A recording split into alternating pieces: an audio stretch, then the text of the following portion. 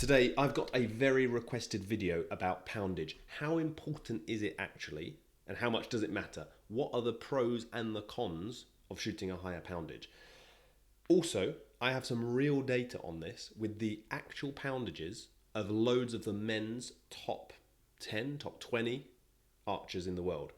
So I've got some real data, not just subjective opinion here on what poundages people shoot, how important that is, how it affects their ranking, and actually an interesting test result that I did in the 2016 Antalya World Cup that I want to share. Let's start, before we get into those test results, which I think you're going to find interesting, but let's start with the pros and cons of shooting a higher poundage. Shooting a higher poundage obviously means that your arrow is going to cut through the wind more. That is a given. So the argument here is people often say we want to shoot as high a poundage as possible because that's going to cut through the wind and that's going to be the best one. The reality is it's a bit more nuanced than that, because if you're shooting a high poundage, it's also more likely that you're going to make errors, especially if you're starting to get a little bit shaky because of the poundage, if it's getting towards the top of what you can comfortably control. This is where errors are going to come in. And if you have any sort of collapse, so for example, if you're at full draw, say for example, if we're at full draw and you're about to release and you have a little bit of a collapse because you're shaking because of the poundage and also it's windy, when you have that collapse, the arrow is going to be absolutely murdered by the wind. The arrow is coming out of the bow not straight, it's crooked already because you've done a soft shot and the release is not good. So the arrow flight is poor, and then with that poor arrow flight, the wind comes along and just absolutely murders the arrow and gives you a 6 or something. So it's a double-edged sword because poundage is important, it cuts through the wind. But if you shoot too high a poundage that you then collapse and make mistakes, that's when you get really murdered by the wind. So this is the important kind of balance to strike with it. Some people say that poundage fixes or sorts out a bad release because the string can rip through their fingers quicker. This is kind of true, but it's simply much better to just do your release properly with a low poundage. If you can choose between a high poundage with a release that's bad, with a high poundage but it's just ripping through the fingers, versus a much lower poundage where you're actually properly releasing like this, by country mile you're going to get a better score with the lower poundage and the correct release. When people say I can't do a correct release with this poundage because it's not heavy enough, for example, they shoot a trainer bow which is like 20 pounds and they say, oh, it's not heavy enough, I can't do a proper release. That means you haven't learnt the release. That's the simple thing of it. If you've learnt the release properly, you'll be able to do the release with anything. No bow, TheraBand, light bow, main bow, all of them. As Kim Woo-jin has said before, in a previous video I went over this, but he said something along the lines of, if you don't learn the release technique with a low poundage, you'll never be able to then progress. So he says only to go up in poundage once you've learnt the correct release technique. So that's from Kim Woo-jin. Now let's get into the data. So those are the things that, those are clearly the pros and cons.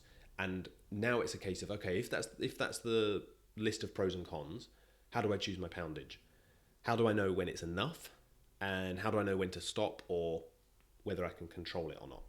Now let's get into the data. So here I've got an interesting spreadsheet. This was from in the 2016, if I move that down there, you can see 2016 World Cup in Antalya, Turkey. I was shooting in the men's division, and because it's quite a small field, basically I'm lucky enough to know all the archers pretty much who shoot in the men's division, and everyone's quite friendly.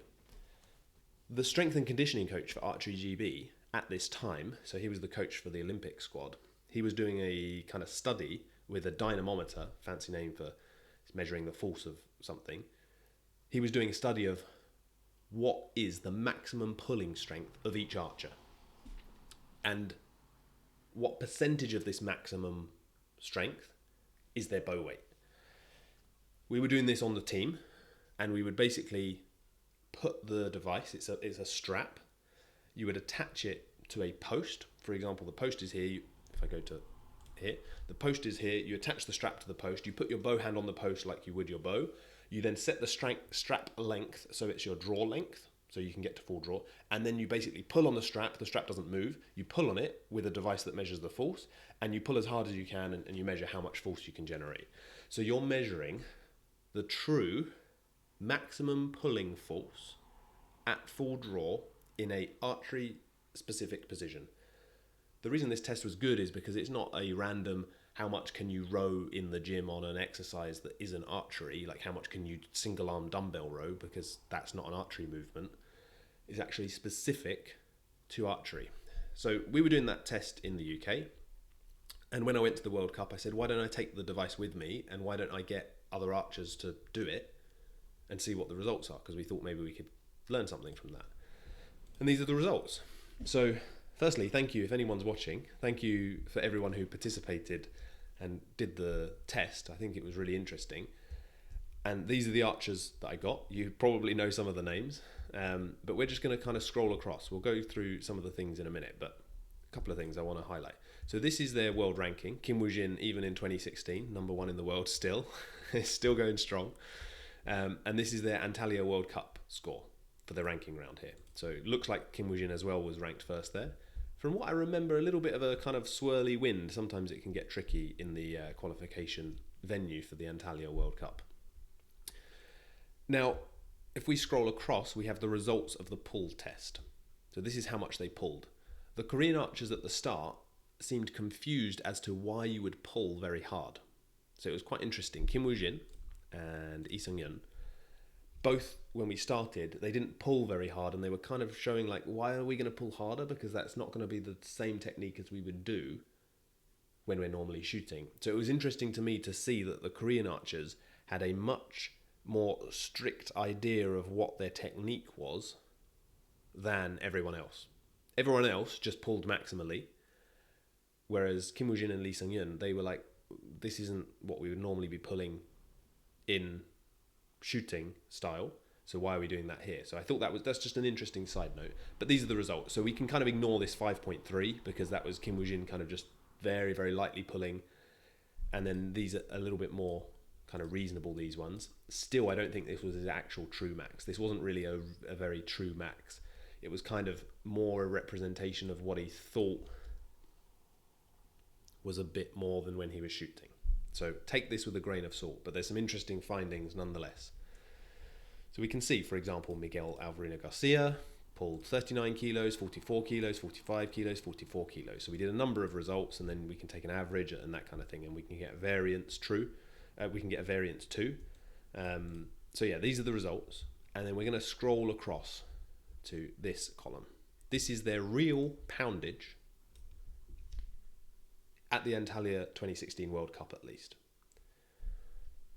I want you to notice here, the lowest poundage is Kim Woo-jin. Out of everyone, the lowest poundage is Kim Woo-jin. Alec Potts also had the same poundage. But there's two things. What I said earlier, poundage does help cut through the wind. And you cannot argue that if you were going to shoot 40 pounds in this field of archers, you would be at a disadvantage because everyone else is shooting 46, 47, 48. Maybe Chef was shooting 54, but that was a slight outlier. Nespoli was probably shooting 85 pounds or something. But it would be false to say shooting 40 pounds wouldn't put you at a disadvantage. Because when you see a windy competition day on the qualification round, where everyone is even, it's slightly windy, or maybe moderately windy, there generally is a drop on the women's side as well in terms of the scores, because the arrows don't cut through the wind as much. However, when it's still, there's really not that much difference between the men's side and the women's side. So it doesn't make that much difference. So the takeaway from this that I want to highlight is it does count up to a point, but you do not need a massively high poundage, and there is a massively diminishing return for higher poundages, I would say above like 45 pounds, really. For most archers that are not an international level, 44 pounds to 45 pounds is really as high as you need to go, especially now that we don't shoot 90 meters that often. You can see here, 46 was doing Kim Woo-jin just fine. No real difference between, shooting 54 pounds or 46 pounds. We can also see, if we just keep that in the view here, this is the poundage, and this is their score in the qualification round. Kim Woo-jin 683 with 46 pounds, And let's go to someone who shot like a 650, Jake, 650 with 51 pounds. There's not really, what I was wondering from this study is I was wondering if there was going to be a link between the people who were the highest world ranking and their poundage, or maybe what percentage their bow weight was of their 1 rep max. I was thinking there was going to be some sort of correlation, but there wasn't really in the end. So essentially the finding from this is within this poundage range, there's not really a correlation. The thing that's going to make the biggest difference is the control. Talking of that percentage, let's carry on scrolling across. And here you can see for each archer, you can see the maximum pull test that they did. This is in kilos. And then we have to obviously convert the pounds to kilos, that kind of thing. That's fine. This is the final column. So I'll just scroll across to make it clear. This is their pull test percentage of bow weight. So what this means is, let's go to this one. I didn't write that heading very well. Miguel Alvarino Garcia, his pull test, say his poundage was, I can't remember what it was. Let's say it's 45 pounds, his bow weight. On the maximum pull test, that means he pulled 90 pounds. So it means on his 1 rep max where he's pulling the strap, he pulled double what his bow weight was. In other words, he is shooting with 50% of the weight that he can do a 1 rep max.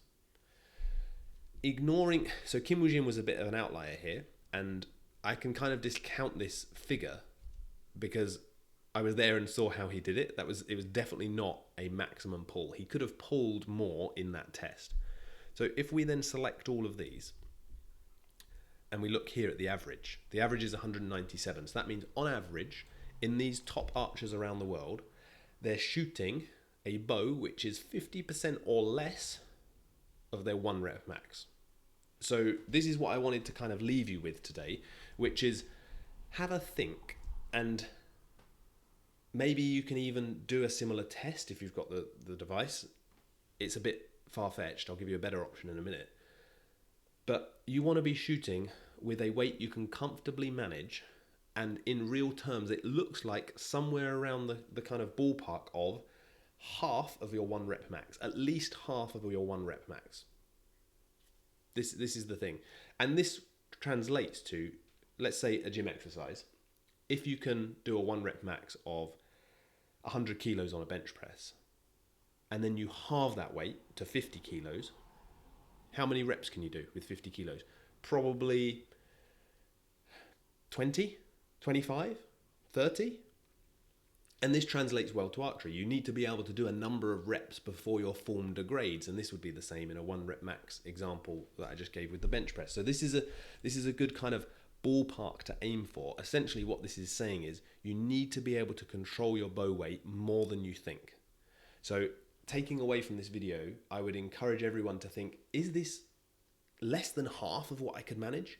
Because a lot of archers, especially club level archers, they get their bow and they see that people shoot a higher poundage and they think, I'm not shooting too high a poundage because I can draw this and I can shoot a couple of shots with it. So they think that poundage is fine. But can you do 20 in a row?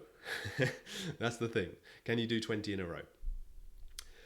And this is actually, while we're on the subject of this, I hadn't planned to do this, but if I do go 1 rep max calculator, let's see if we can weightlifted 100 kilos repeated 1 times calculate. So this is a great example of exactly what I was saying. So let's bring this over here. I've just put in 100 kilos as a 1 rep max here. And let's go down to 60 kilos. So not half. It doesn't even go down to half here. It goes down to, yeah, it does. So 50, here we go. This is based off, there's a lot of research on this in terms of weightlifting and that kind of stuff. But if you can do, for example, 100 kilos, half of your 1 rep max means that you could do 30 repetitions. So this is a good number, 30 repetitions. Based on that data that I showed you from the top international archers in the world, you need to be able to do 30 repetitions with your normal weight bow to be around about 50% of your 1 rep max. So I hope this kind of highlights the level of control that the top archers have and makes you maybe reconsider your poundage, because I know so many archers around the world will be shooting a poundage, like I said, that they think, oh, this isn't too bad, I can shoot a few shots with this. Maybe there's a little bit of shaking, but it's all right. But I think this highlights that 50%, really highlights and brings home, can you do 30 reps with it? And these, in a gym setting, these are 30 reps with no rest between. Whereas in archery, because you draw up and draw back down, you actually have some rest in between. So I think this really brings home that kind of thing. This is why a 7+2 test, which is on my website, 7+2 test is really good to do, where you draw up, you come up and you hold for 7 seconds, and then you go 1, 2, and then you hold for 7 seconds, and then 1, 2, and then hold for 7 seconds. Normally the kind of benchmark there is you should be able to do at least 6 if you're really in control of your bow, but ideally 8. And this probably, I haven't calculated it or tried it, but this probably ties in quite well with this 1 rep max thing of 50 reps for half of your 1 rep max weight. So a lot of data in this video. I think it'll be really interesting. Maybe I'd love to hear in the comments your thoughts as to, maybe you can try how many repetitions, if you just get your normal weight bow and you draw up, how many times can you come up, draw, expand for your normal expansion time, 2-3 seconds, draw back down. How many reps in a row can you do before you start really getting tired? Probably not 30. Probably not 30. So take it with a pinch of salt, because data is always, there's bias in data, and there's maybe I didn't get the full 1 rep max of people, but as a rough guide, this is going to be really good. Let me know in the comments below what your thoughts are on this kind of how many reps you can do. And in this video, I've completely forgotten, because I got carried away, to do my normal sponsored ad of myself. So before you go, if you haven't already, go to courses.onlinearcheryacademy.com, and I can bring that up here as well. But go to courses.onlinearcheryacademy.com to check out my courses if you haven't already. I'll put a link in the description below for those. Or you can become a member. You can go to onlinearcheryacademy.com and just become a member, and you can basically get coaching from me. I'm just going to record some videos, some Q&As that people have sent in. I'm about to record now. People have sent in some questions about finger pain on their hooking, how they should roll the bow and do the bow swing, and I answer those in my Telegram community as well. So you can do that. I've got the website here. So you can become a member, go to Online Archery Academy, become a member. Or if you want some free advice, free emails every week, you can put your email address in here, and I'll send you 3 quick tips every Friday on basically mindset, training, technique, all that kind of thing. So that's completely free. This is the courses, so you can go to onlinearcheryacademy.com, the courses, you can explore them, and you get a discount as well as a kind of blog reader as well. So check them out. I'll see you in the next video, and maybe I'll remember the sponsored thing earlier. But there we go. I'll see you next time, and hope you enjoyed that.